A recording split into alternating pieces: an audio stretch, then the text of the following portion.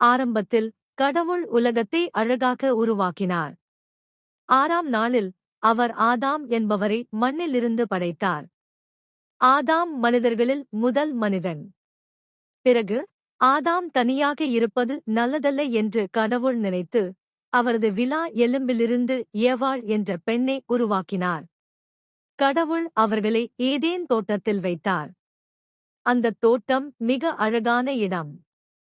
அங்கே பல மரங்களும் பழங்களும் இருந்தன. கடவுள், தோட்டத்தில் உள்ள எல்லா மரங்களின் பழங்களையும் நீங்கள் சாப்பிடலாம்.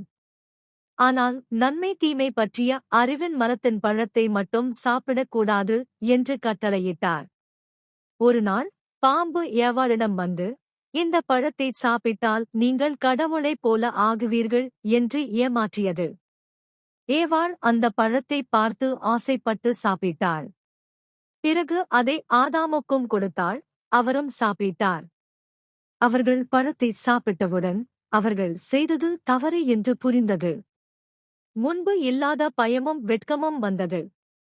கடவுள் அவர்களை அழைத்து கேட்டார். அவர்கள் தங்கள் கீழ்ப்படியாமையை ஒப்புக்கொண்டார்கள். அதனால் அவர்கள் ஏதேன் தோட்டத்திலிருந்து வெளியே அனுப்பப்பட்டார்கள். தோட்டத்தை விட்டு வெளியேறிய பிறகு வாழ்க்கை கடினமானது. ஆதாம் உழைத்து உணவு சம்பாதிக்க வேண்டியிருந்தது.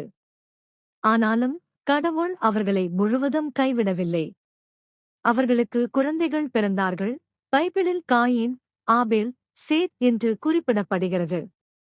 இந்தக் கதையின் முக்கிய பாடம்: கடவுள் சொல்வதை கவனமாக கேட்க வேண்டும்.